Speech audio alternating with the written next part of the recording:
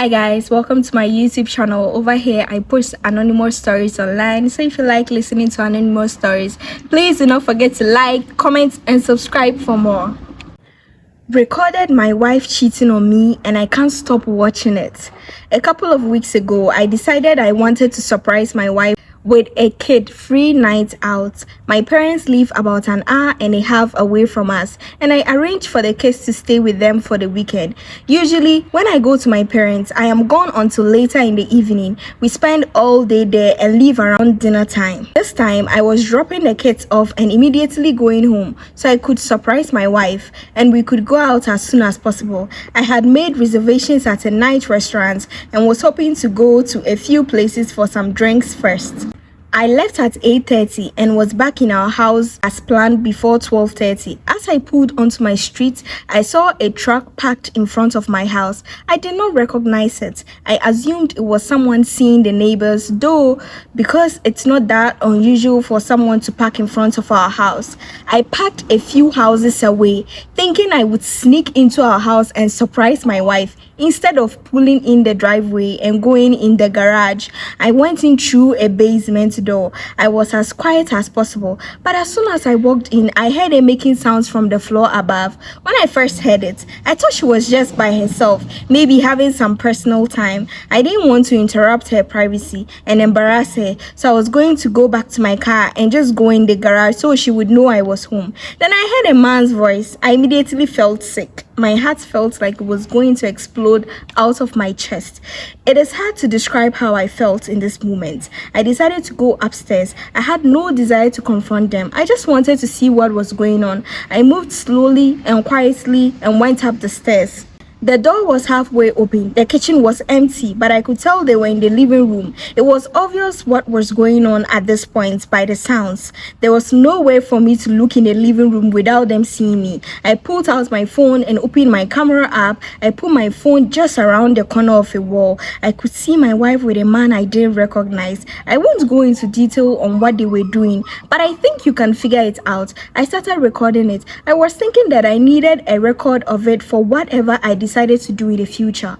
I just stood there in my kitchen watching this all unfold on my phone screen. I felt I could just scream at any moment, but for some reason I just froze completely. This went on for several minutes. She finally jumped off of him and made a comment about going to the bedroom, and they went upstairs. She even made a comment about how much time they had left. I walked into the living room and found the guy's pants. I took his wallet out and took pictures of his driver's license. I know his name and his address now. I've never met him. I have no idea how my wife knows him. I left the house the same way I entered. I went back to my car and cried like the pathetic man that I am. I decided to watch the video to make sure I recorded it. I watched it all. I sat in my car for at least half an hour. I couldn't drive to my parents and get the kids as I would have to explain why. I decided that I would pull in the driveway, open the garage and just pretend like I was there to surprise her. I took my time getting into the house. I made a lot of noise. When I saw her, she was very flustered, asking me why I was home and others. She was in a robe and said she was just getting ready for a bath. I told her about my plans and she seemed excited. She poured us both a glass of wine and said we should pre-game before getting ready. I don't think I talked much really. She took me into the living room. I'm not proud of what I let happen. I could faintly see the guy sneaking downstairs and going to the basement stairs, but I didn't say or do anything. I just let my wife continue doing what she was doing to me. Since that day, I have watched the video of her repeatedly. I can't bring myself to make any decisions on what I should do next. She seems to know something is wrong with me because she's asked a few times if I'm okay. I feel worthless, and every time I hit a low point, I watch that video again. I feel like I've watched it at least 10 times a day since I caught them. At this point, it feels like you do not know. You are in a dilemma. You don't know what to do. But I think it's totally up to you. But you should confront her because you can't keep watching the video. Is it porn? You have to confront her. She's probably gonna lie. So you have to make a decision. Either you are going to forgive her, or depending on what she says, your next steps moving forward. But you can't keep watching the video and pretending as if everything is fine when clearly something is wrong somewhere. In 2017, I met a friend. We became so close that we share our problems. 2018, I met a guy who wanted to marry me. He was my prayer point. Few months later in that year, 2018, this friend brought me a small fancy mirror. This mirror was so fine. Then I left it in my handbag, so it goes everywhere with me.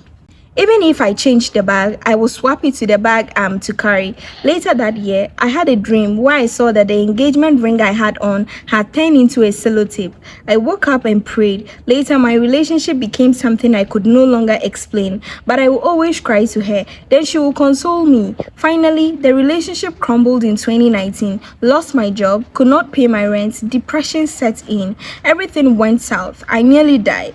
2020 lockdown, I was practically begging to feed. I kept pushing, going to praying service to no avail. God kept me to 2021. Then I heard she left for Dubai, married to a white man, but she did not tell me. So one day I saw myself in a dream. I was to write an exam, but instead I opened my bag and started looking at my face in the class with that very mirror until exam ended. But in all, I did not realize that it was this fancy tiny mirror, cause I barely go out, no job, debts everywhere. I no longer carry my knockabout bag. I don't forget about mirror self. But as God never fails, He answered my prayer for a job. I was to go for interview like tomorrow. Then I saw the mirror in my dream, but I did not read any meaning to it until the day of the interview. I was already done with the interview. I was on my way home trekking when I heard a voice in my spirit saying that the mirror I kept seeing in my dream is a monitoring spirit. It's the reason I'm suffering, that the mirror is even with me, that I should throw it into the water I'm seeing close to me. I stopped, searched my bag. Behold, the mirror was in one side of my handbag. I then threw it into the water close to me. Next day, I was called for the job. This is something that I have struggled with for years. Thank you. Oh, Asamna, you're critical. Charlie, don't be small. So now, cry if people give you gifts, you for make steady. Something as simple as it being a mirror could be catastrophic to your life. Is that your friend would be a very, very wicked person, because she can't say she doesn't know, or she had it and things were not going well for her. Instead of her to dispose of it, she decided you were well deserving of the mirror.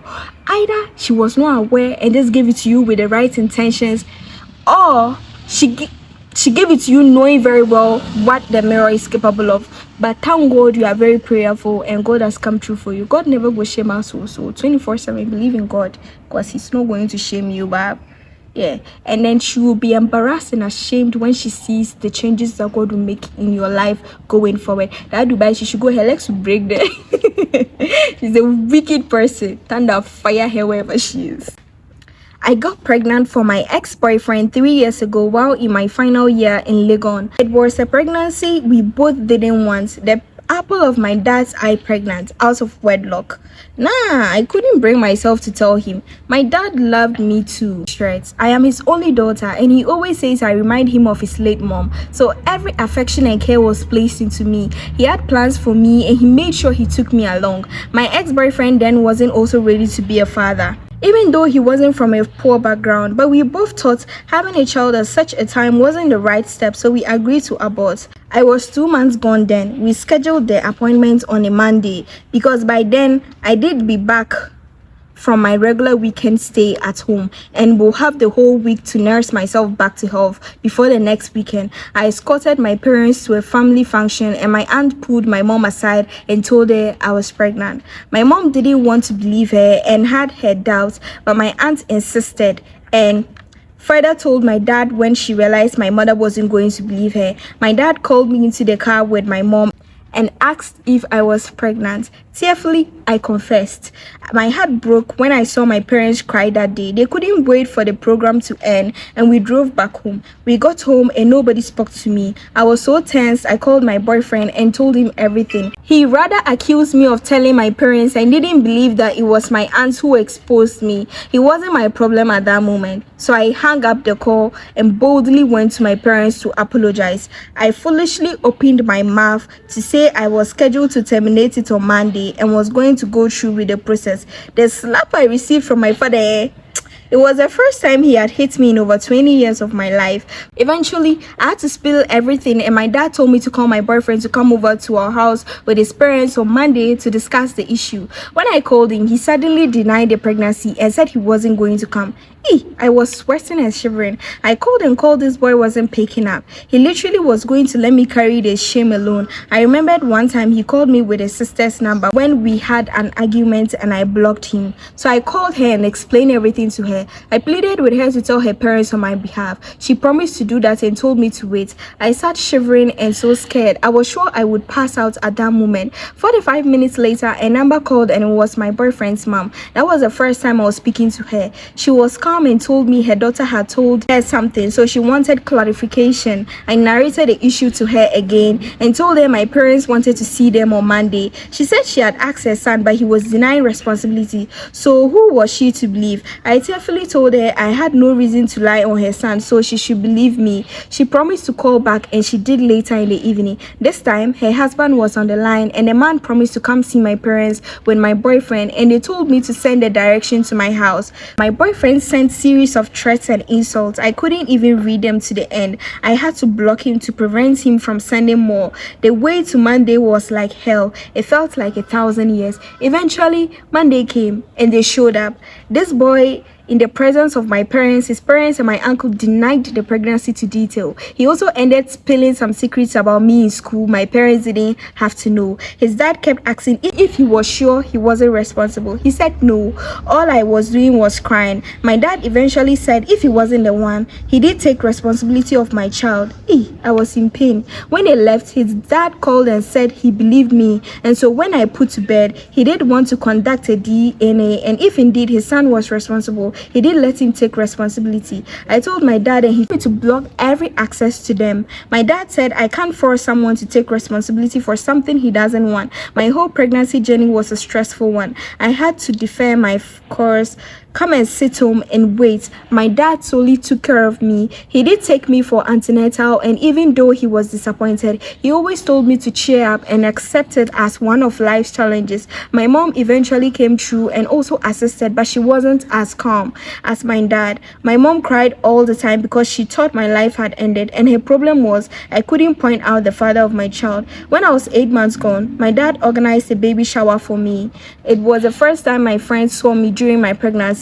It was an emotional party. We cried, laughed, and they all brought gifts to me and my baby. Then I gave birth. Even though my dad asked me to block my BF's family, I didn't. I sent them a message that I had given birth. His dad congratulated me and sent me 2,000 cedis, and that was it. His promise to conduct a DNA didn't come true, and he didn't bother to check up or call again. It was only my ex-boyfriend's sister who kept calling and checking up. It's been almost 4 years now, and I've picked up the pieces of my life and moved on. I got a call yesterday. It was a strange number. When I picked up, it was my ex-boyfriend. He said he was sorry and that he was now ready to take responsibility of the child. According to him, his sister updates him about the child. He says he was scared during that time to say it was his. Now he's working and capable. He's asking that I plead with my dad to allow him rename my child's name and take full responsibility. I haven't been able to discuss this with anyone, including my dad, because I know he did go mad and get angry. Also, I know a time will be coming my daughter would start asking for her father, and I did have to show her. I am asking for advice on what to do because I am confused. I feel like at this point, if you do anything, you will be an ungrateful daughter. They left you there to die or whatever, and your father came through for you. And then he came through. All he's asking is cut him off. I mean, he wants not to be part of your life. Cut him off, and you are saying that you cannot. Well, did he know the name of the child when he was telling you he didn't have a child? Some of you cry. You yourself, what you say, it's like after the way they've treated you, you can't seem to see what's wrong with it. And you see, if you want to forgive the person who forgiveness no help, good, forgive. But you can't disrespect your father in that form, you bab. Either you talk to your father, Crash said cut communication. So all you can do is tell him to go tell your father how he came and he said it's not his. You should go back that same way and go and change his mouth, but you have nothing to do with it. And your child should even be grateful that she has a responsible grandfather who will be there for her through thick and thin. And it's better than a useless father who will not be there for you. Do bab. If your father is going, your father has been a good father to you. Is it your daughter that he cannot be a good father to? And is it just by calling somebody a father that matters? It's by what you do for your child. That's why you are called a father, and not because you gave birth to somebody. You can just give birth and be known as a father, a useless father for that matter, and stop being ungrateful. That's why I hate when you help somebody and then they start behaving as if they can't use their common sense. You know this guy has offended you, and when your daughter grows, you should look at her grandfather as a father because he will be there for her. Okay, Biko, what can I say? At the end of the day, it's totally up to you, but don't be ungrateful, Sha.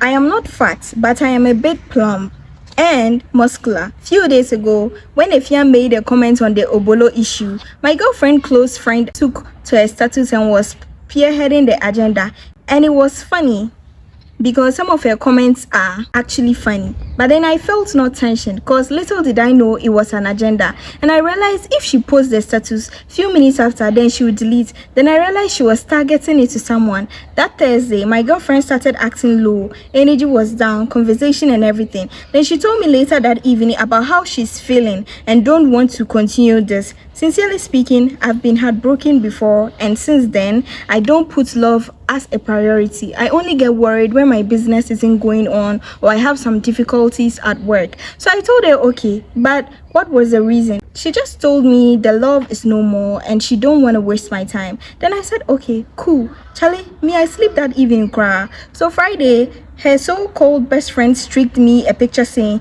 you must know your value in people's life and blah, blah, blah. So I viewed on Snap and said, low. Then she replied, oh, why? I said nothing. Then she said, oh, tell me. So we broke the information and she acted as though she didn't know of it. But I knew she instigated it. I broke into my girlfriend's Telegram account and this girl was connecting my girlfriend to another man. But I kept mute and pretending I didn't know of all these. So this so-called best friend told me if we can meet on Saturday so as we talk more. Guess what? We met, went to West Hills, had some food and some ice cream, went to Jowulu with her. She said she's going to get her clothes from Extreme Stress, and now we are home. She said she will sleep over, and throughout today she was all clingy, and I took snaps which I'll post later for my so-called ex to see on Monday. This so-called best friend is here with me. She's going to shower right now. I'm just waiting. After sleeping with her this evening, I will have evidence and everything. And 2 weeks after, I will streak all to my ex. I want her to feel pains in a bitter way. This girl has misled her several times, and I actually didn't know she had a plan. Just that I don't like her too. Her problem is my ex is far beautiful than her. So when they get approached by any random guy, they choose my ex over her, and I realize it's a pain to her. But anytime I speak to my ex over it, she will get angry and go and discuss with her foolishly. I will now prove her a point. Somebody said you were supposed to communicate to your ex if you really loved her. Most women are just evil and they are just envious. And then the guy said, I did communicate to my woman. She got angry and later went to discuss with this so-called best friend. She was angry. That's why I didn't think bad about them. But right now, I don't care. I tried my best. If petty things like this, a podcast, and 3 empty-handed ladies. By the way, Gisela, if you're doing Amabeland are not 3 empty. You can. That's why they've left, because why? What the fuck do you mean by that? What the fuck? Can cause the love you have for me to leave. What the fuck? Can cause the love you have for me. Then imagine if it gets harder in life, she will run from me. There is a reason why the saying comes, look around you. If there are 5 rich people, you be the 6th. And if there are stupid people too, you are also part. Sorry for the broken heart, but you are beginning to make me feel like you actually deserve it. What the fuck do you mean by 3? Because they said something and your girlfriend decided that it resonates with her in whatever way she decides, or she allows her best friend to influence her intelligence. You sit there and you dare insult some people that have absolutely nothing to do with the thinking of your girlfriend. All I have to say is you deserve the heartbreak. In fact, you deserve that they've left you. That her friend Cry probably thinks you have money and it's also coming for her share. Not like she even likes you. And if you were as stupid enough to even think you want to be with her, to then fuck you. I'm making it personal because I didn't think you had to insult Giselle and go straight bullet. For what reason? You could have addressed your issue without insulting them. If anybody is stupid, it's your ex-girlfriend and her best friend that are stupid. If anybody is stupid and empty-headed, this is not an insult. If anybody is empty-headed, it should be be your girlfriend who allows her best friend manipulate her like she doesn't have a brain to think for herself. You bab, not some lady sitting somewhere and talking about things that are none of your business. Come on, what the fuck? Sha, you've done what will help you. Cry, you're not a good person. You cry, you deserve she and her best friend. Best of a feather. You know, when you were ended with a quote, best of the feather. Best of a feather flock together. Guys, I'm done. Thank you guys so very much for watching today's video. The stories are very exciting and I personally loved every single one of them except the last one, of course. And please do not forget to leave a comment, subscribe. Thank you so very much for watching. I love you guys and see you in my next video.